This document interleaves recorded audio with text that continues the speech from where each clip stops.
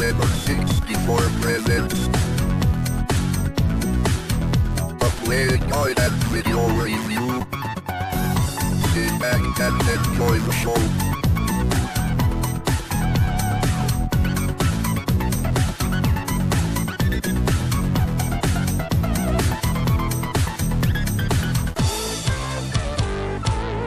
Hi there, welcome to another Lemon 64 play guide and review.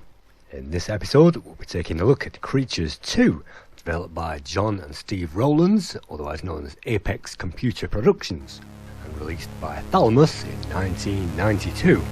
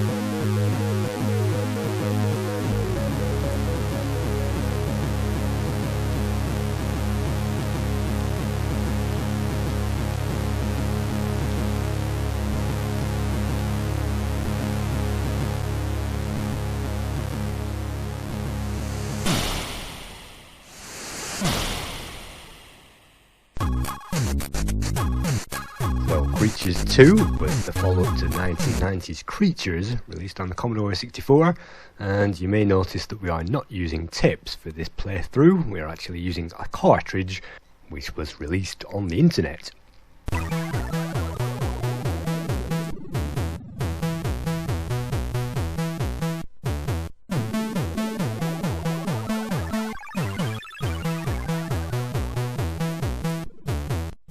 Creatures 2, Torture Trouble, Caesar's head of the family of Fuzzy Wuzzies. Our name is Clyde Radcliffe, and one day a group of demons come along and kidnap all our family.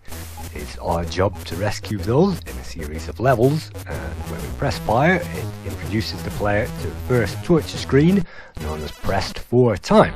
You may notice that even when the game starts there, I'm running straight from the spot, and when you get to that first creature, you've got to blast that thing away. You may notice timing shots to perfection there, and not hitting your head on the roof is very tricky, so position and timing is crucial. If we hold down fire on the second pad here, release that will give us fire. Blowing away that demon will give us a weapons upgrade. By pressing fire ordinarily, we can bounce the bomb, and holding fire there, that will give us the flamer effect, which will make the bomb blow up. And if we pull back on the controller and hold down fire, that means we can have weapon select, and we've just picked up another weapon, which is this curly fire. And so if we fire this towards that switch there, that the guy is bicycling away there, if we fire away that switch, that will release him, and you'll have to jump over that guy at the very last moment. Doing so will present us with the first mission complete screen, and we will be awarded extra points depending on the lives remaining. I have to say that first torture screen probably took me maybe 10 tries to accomplish that, even though I knew what I was doing before I started. Creatures 2 is currently being played in the Lemon 64 Games competition and has been run for now 3 weeks. The final 2 days are here, and you've only got tomorrow to participate. But in order to play this game in the competition, it was advised to watch the long play, and upon watching the long play I realised this game was very difficult indeed. And back in the day we didn't have long plays in the 90s, and when I had this in the 90s I didn't even get off the first screen. I couldn't even work it out. I remember the torture screens in Creatures 1 were very interesting and detailed and fun, but that first torture screen was impossible to work out, and again the timings involved, jumping around, was very, very difficult. So even though I have watched a long play, this play has actually taken me 3 weeks to build up to my very best point, enough to show you guys enough of the game. You can see on the second level here, it is a trampoline, and what we must do is guide the fuzzy wuzzies across the screen from right to left, and if we hold down fire and hold left, that will angle that trampoline, and if we hold that right, that will angle it back, which will actually help us maneuver those guys under those coins. Back there and then forward, back to collect that and forward, and that's all you have to do to rescue those guys. You can see we are given a time bonus on the interlude sections there, and while the cartridge loads, you can even see our progress there with the scores building up, and that's certainly great to see. Meanwhile, we move on to the second torch screen. On this level, it is very difficult. You have to balance that boulder there and jump right when that bird is in a perfect position. It will actually flash for a second when it's in perfect position, and then if we press fire ordinarily, hold down fire here, we can actually throw the boulder down, and well, that's the end of that level. But what we actually want to do when we land on that bird, waggle the joystick bottom left and right rapidly, press fire wildly there, and if we hold down fire here and avoid that balloon or we'll get killed, we can actually dip in and collect a number of bonuses in a bonus level. And on this section, if we touch the roof, we'll die, but if we collect all the rest, that will actually give us a large bonus at the end. On the first screen here, you can see it is possible to collect them all, but on the second screen it isn't, and if you move too far to the right, you'll get killed. So that's why I'm basically avoiding most of these things, because you don't know which ones are going to kill you, and you could die at any point. But if you carry on there, the screens extend for a number of screens, but unfortunately I've found a dead end, and so no more bonuses are available for me. The only thing you can do is to wait that out, and when the time limit finally runs out, you'll be awarded a number of points, depending on the number of those little creatures that you've managed to pick up.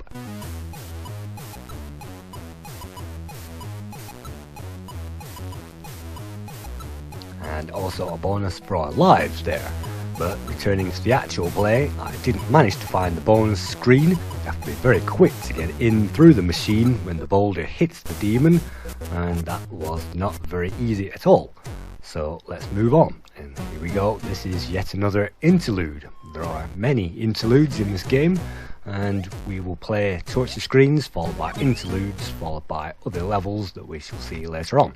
But this is our second interlude. As you can see, after we get the first fuzzy wuzzy across that gap, then bonus coins begin to appear. You can see there we can even wait on the same spot, and that will gain up to 3 fuzzy wuzzies at the same time. Unfortunately, it is easy to kill those guys by mistiming one of those landing positions, so it is best to move slowly through the level, and as soon as you see the blue guy disappearing to the right, it's time to abandon whichever guy that we're on at the moment and throw him towards the exit. And hopefully, if you pull right just as that blue guy is exiting the screen, you'll just have enough time to get back and pick up the next one. Sometimes that bird you can see there actually picks up one of our characters, and then we will have to get that character all the way across the screen again. But you can see by picking up those bonus coins, I'm actually highlighting the word bonus on the bottom of the screen, and a full bonus meter will give us an extra life. But you can see that actually makes the job a lot easier if we get one of those fuzzies stolen, because that means we can go across again and pick up to 2 of those bonus coins on every one of those travels across the screen. So you can pick up maybe 2 lives on each of one of those interludes, and if we keep getting our fuzzies stolen like that, then building up lives is pretty easy. You can see we are up to 7 lives at the moment from the 3 we started with, and again, because the time is ticking down there, I'm actually going to wait for a number of fuzzies to get on there and then get those across. I don't think that saves much time, but that might save a little time when there is only a minute to go. And so we have one last one to remain, and let's get that guy across.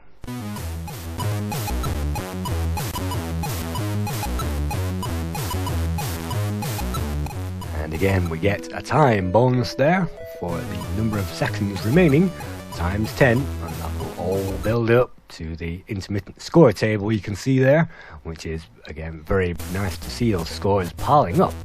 On to stage 5, and this is a demon screen. On this level we will be attacked by a family of demons, starting from the smallest first and building up to the largest later. If we fire those peas there, those aliens from that Bogomatic, they will land in one of those chutes on the left and the right, and they will fire left or right accordingly. And hopefully if that alien stops on the top of the screen, that demon there, then you can shoot that out of the sky. It will start to flash when its armor level is beginning to bottom out, so you can see it's flashing there, and all we have to do is to avoid those acid drops falling from that demon. And the safe place on the screen is usually the place where the last acid drop fell, because that usually gives the player a break until the next one. In the meantime, let's find our next demon, and again all we have to do is to avoid those acid drops. So if you stand next to those creatures there, we can kick those away and we can avoid its firepower. The second demon will actually fire more than those acid drops, and it will fly around just a little quicker and under the radar of some of those missiles that we can fire there through those vacuum chambers. But you can see a few of those are landing on target, and you can also see if we lose concentration there by watching those missiles instead of watching where we're actually going, and then sticking in the center of the screen is usually the worst place to stay because that gets the most hits. You can see 1 hit to the left and right, 2 to the center, so actually the center is twice as likely to get hit, so avoid the center at all costs. So you can see me doing that, but unfortunately those things appear from the center, so sometimes you just have to wait. And there is a safe spot either side of that center position there. If I just stay there, then I will not get hit. That is an invulnerability spot. And after the torture of those torture screens, which took me many attempts to get right to even pass those, the second torture screen required a long play to be watched even before I began this game. Well, by the time the player gets this far, actually the demon screens are quite fun, and I began to start to enjoy this game by the time I was competent enough to get this far. Before that, I had no interest in the game whatsoever, because the complexity was far too difficult for me. But as you can see there, I am well on my way now to killing the second demon, and once the player gets going in this game, they get through beyond the rise of that hill that they have to climb to get this far and to understand this game, then the game begins to open up and starts to get fun. And look at the size of this guy. As soon as we start to kick one of those, then the level will begin, and the safe position there you can see is in between that demon's legs, so all we have to do is to stay central, and if we can kick one of those things in the meantime, that's great. Unfortunately, while we are kicking, we are actually frozen to the spot, so the eyes have to be trained there on the very bottom of the screen, and kick those things just in time. You might hopefully get a shot in. But this isn't too hard at all. It just requires patience and dedication, and it's obvious what the player has to do, unlike those torture screens where it was not obvious what the player has to do whatsoever. Every single level in this game requires its own mastery, and I've died on every single one of these screens, and it's very easy to do that. So you can see there, I'm almost there, almost home with that demon, but if we get killed, then we have to do that section again. Luckily, we don't have to do the entire level again, but we do have to do those torture screens if we fail those. And again, I've played this game any number of times to get this far. So let's persevere, let's shoot that thing out of the sky. It's fairly large, so hitting that thing isn't that bad. Again, you just have to watch out posing there when you're kicking those things around, and otherwise ignore those and just get the odd kick in while you can. The main priority is obviously to avoid that acid. So that's the demon. It'll start to flash there hopefully anytime soon, and then we can move on to the next section. It's really great that this game gives you lots of different sub-games in there. by the time the player gets this far, they will find the sub-games break up the action, and they are more interesting than the long succession of 20 or 30 torture screens, which would generally be impossible. But you can see there, we have gained another weapon, and let's move on to the next mission complete screen, which gives us another bonus for the lives remaining. In this case we have 5. And that's great. Moving on to the first scuba level. This is known as island hopping, and here we have to take our friends from one side of this bay to the other. You can see the volcano erupting in the background there, which is a great effect. And so you can see if I press fire, he will jump on our helmet, and we can take him across the water. And when we are in a great position there, right in the corner, we can press fire again. Hopefully when that coin is in the right position. I missed that, but he will jump back, and then just as this thing begins to lower, we can then dive across, and when that bird is on our side, we can then press fire and he will jump safely onto the island. And then the only small thing to worry about is to get past this green guy, this ladybird thing that's floating around the water, and if we move as soon as he turns his back, just like that, then we can get across, press fire, and that's the first guy rescued. You can see on this level, just like the other levels, the great graphics really shine out, and Steve Rowlands there really did know how to make great graphics on the Commodore 64. These cartoony graphics make full use of the full colour palette, and even that sand there has a texture effect. Steve Rowlands also created this great music on this level, which I actually do like. Some of the music on the earlier levels can be pretty damned annoying, particularly on the interlude sections, but I actually like this, it is pretty catchy. You can see if we press fire, just as that coin is at its lowest point, we can collect that. And at this stage it's really great to have puzzles that we can instantly figure out. So if we let that guy onto that island, he won't get killed, and so if we are brave, we can take those shortcuts. The only thing to watch out for on this level is if we get hit by something, or if we let the guy get hit by one of those birds as he's jumping across by pressing fire at the wrong moment. You can see the shark there reminds me of Jabberjaw, Hanna-Barbera cartoon, and so you can pick up a number of coins as well, and hopefully they will increase our lives later on. You can see I increased my lives up to 6 by collecting those coins, and so increasing our lives even at this stage is great, and having 6 lives on the go means the player can be confident and enjoy these levels rather than be struggling to bounce little guys around the screen and figuring out how the heck you're supposed to do torture screens. So again, the graphics are great, everything flows really smoothly, and the most disappointing aspect is probably the loading from the tape version, although the multi-load tape does actually load an interlude and a torture screen in one load, so the loading isn't that bad. But like I said, this cartridge version that I found on the internet is terrific.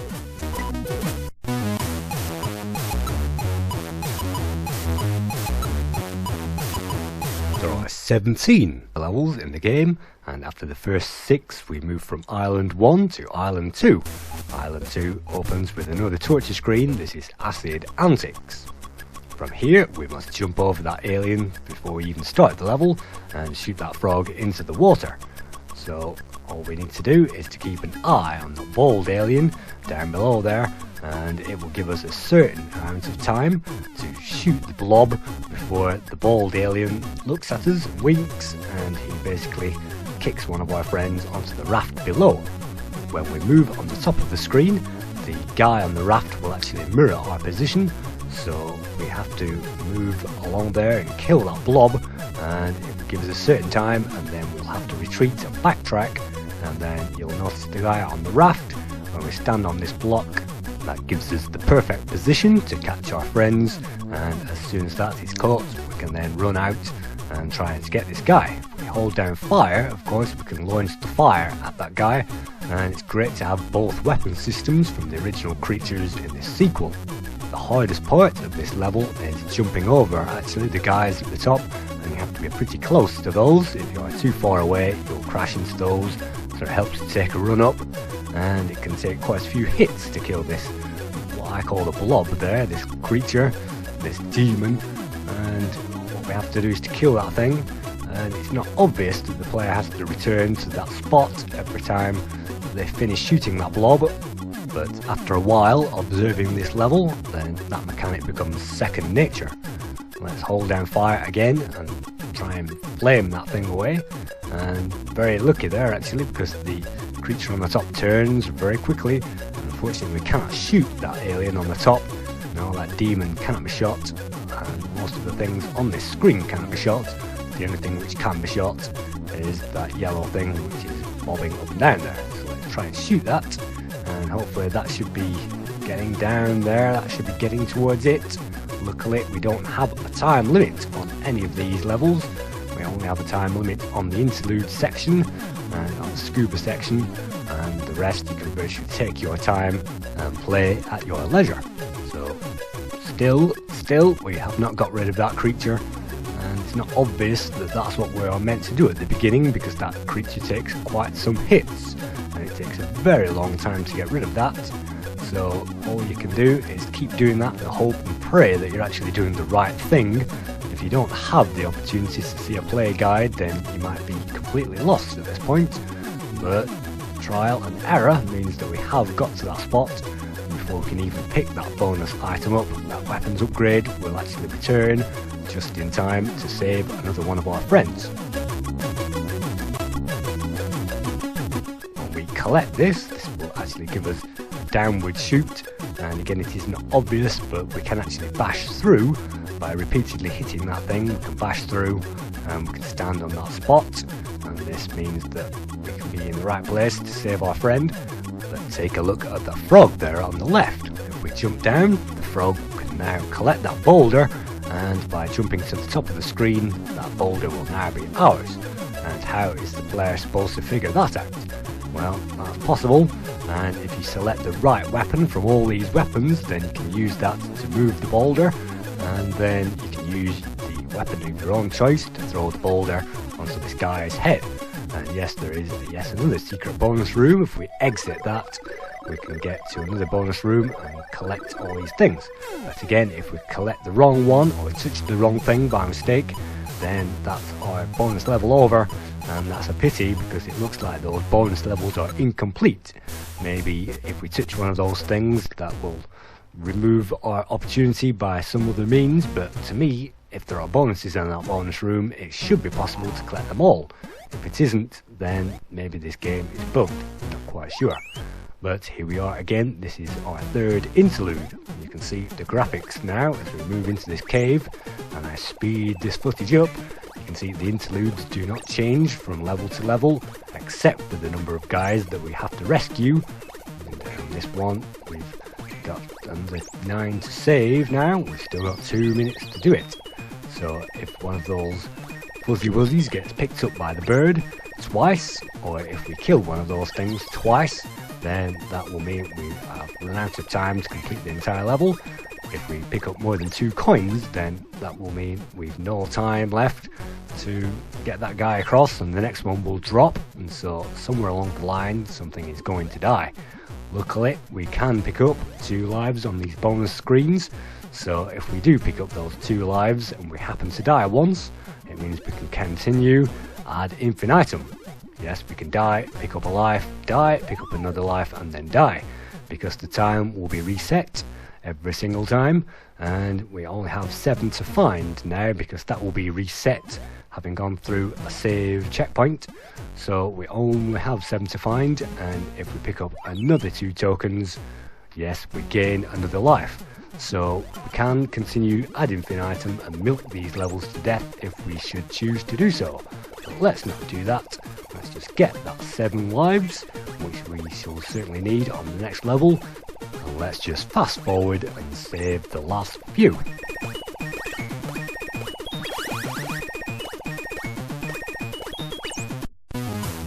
The next level is another torture screen. These things are really getting difficult to work out now, and by the time the player has got to this point, they don't really want to waste half of their lives trying to figure out what they're supposed to be doing. But that's what I had to do many times playing this game over these weeks, And those many times usually led to situations like this, where I disappear under the water of an ice cube and die. That is a great graphic effect, but unfortunately it doesn't do the player's morale any good whatsoever. You can see eventually you might get that right, but it takes many tries, and hitting your head on the roof of that cavern there is certainly not appreciated. These are the kinds of things that the player will have to put up with on every single torture screen. You can see if we land almost as that thing is about to emerge from the water, run all the way to the very left corner, then we only just get enough time to make the whole thing. And on this section, if we touch any of those things, we will die, but we have to use the special weapon that we've just picked up, jump over that demon, and now at last we can actually concentrate on the level. In this level, the green demon will make his way towards the cannon. If he makes it, then your friend will die. To kill him, what we must do is to use the flamer or any other weapon on those snowmen. That means their heads will disappear and that will leave a snowball behind. You'll have to return to the guy at the bottom there to keep taking him back a level. Knocking him back a peg will mean that we have time enough to get to the snowman there on the other side, and we can't hit that blue thing of course, but there you go, another shot, manages to get rid of that snowman. If we can move the left boulder onto the leftmost column of that Acme arm, then that will counterbalance that machine, and then if we can put the rightmost boulder onto the right side of that, the right column, then if we do that just as that demon is about to touch the cannon, that will flatten him and that's level over. Again, the rest of the level makes no sense. Seeing the guy with the chainsaw and the friend there actually makes no sense, and you really should be able to rescue him directly like you could on Creatures 1, but in this game you cannot. So here we go, all we need to do is to wait for that demon to get all the way over to the cannon, and when it's there we can just throw that snow off and that's the level completed. Not easy to know, not easy to do, and not obvious by any stretch of the imagination. This game is never shy of awarding the player extra lives and rewarding the player for their progress. With these interludes, it is possible to regain those lives that we've just lost, even by undertaking those crazy maneuvers in the caves there.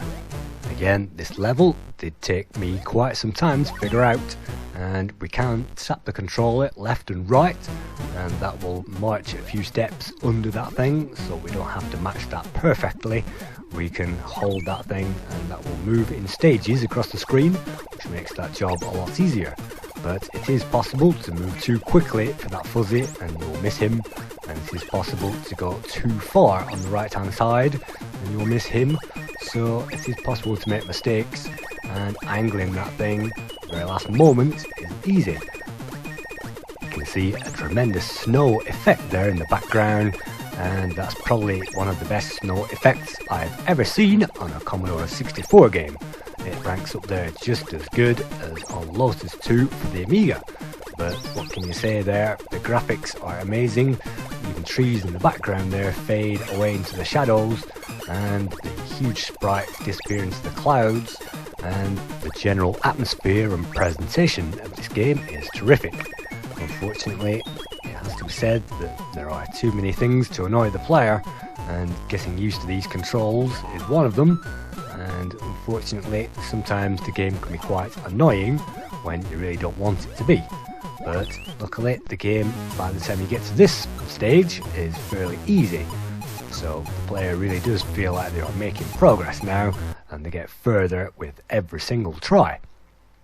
Here we go again, this is the second demon screen.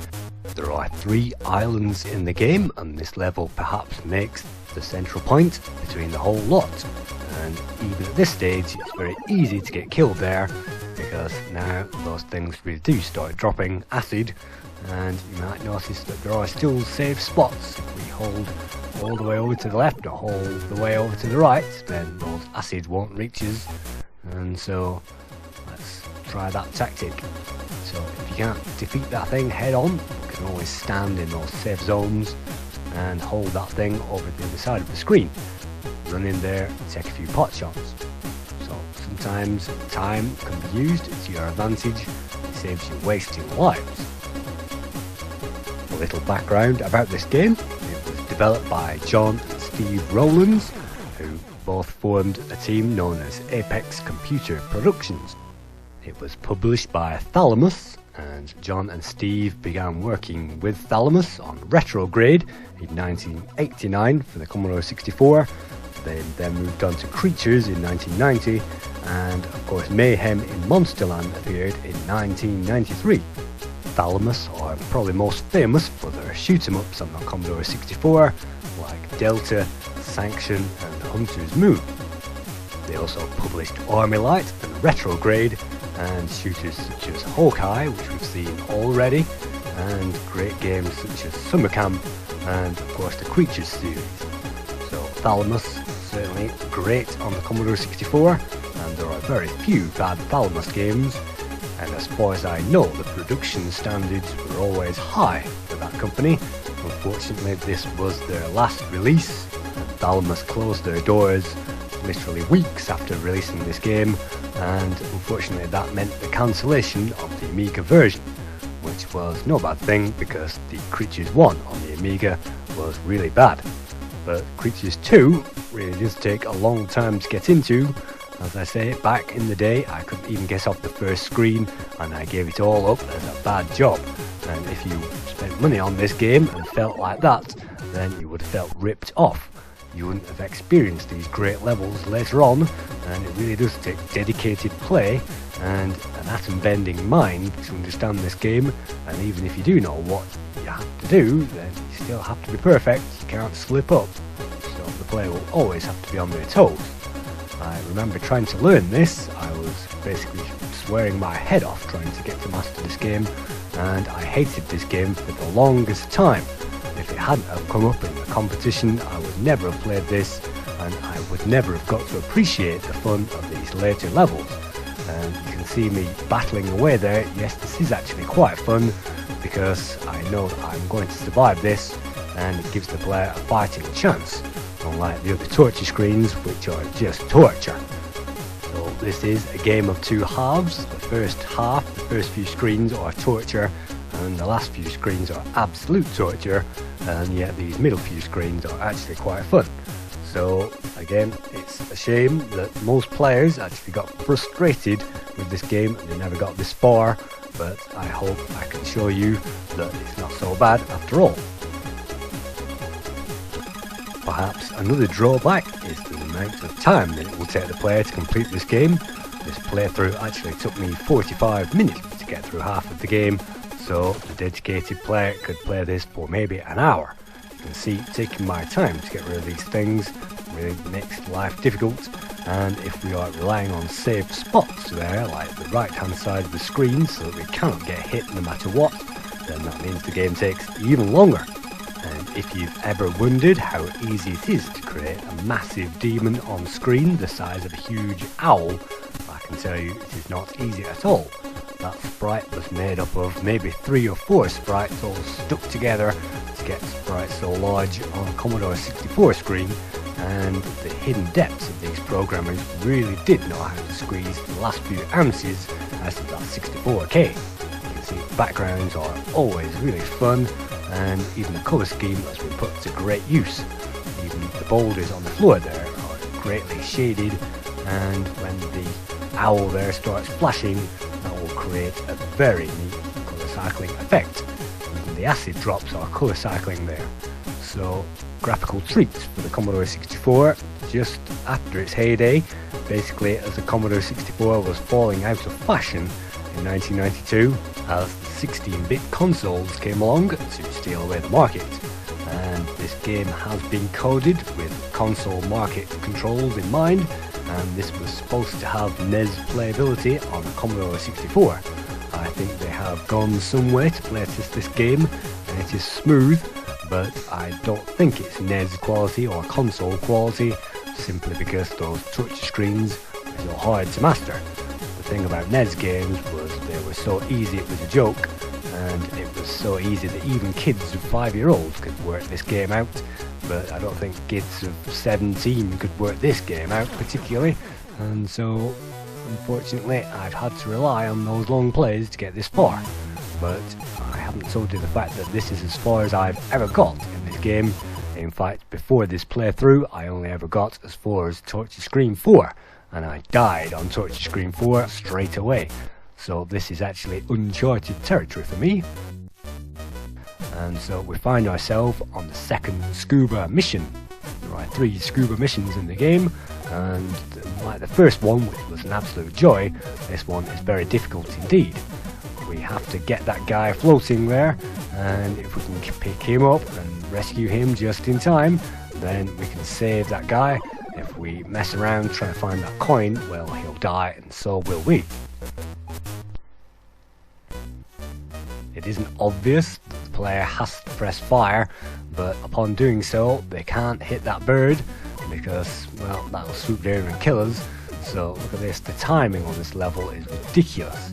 Even though I have worked out that we are supposed to collect that thing and we are supposed to duck under there and collect that guy, well, we can do that, but trying to squeeze through there and collect that fuzzy on the other side doesn't even appear possible, because the bird will swoop down and kill us. So even at this late stage, I'm about to waste my last lives trying to work out this level. This is as far as I've ever been, and I'm not likely to get much further. But let's do ourselves a favour, let's risk everything and collect that coin, and that will actually give us 2 lives, and again a fighting chance. But look at that, so pixel perfect there to try and get in between those things. If we can, that's fine, if we can't, we're out.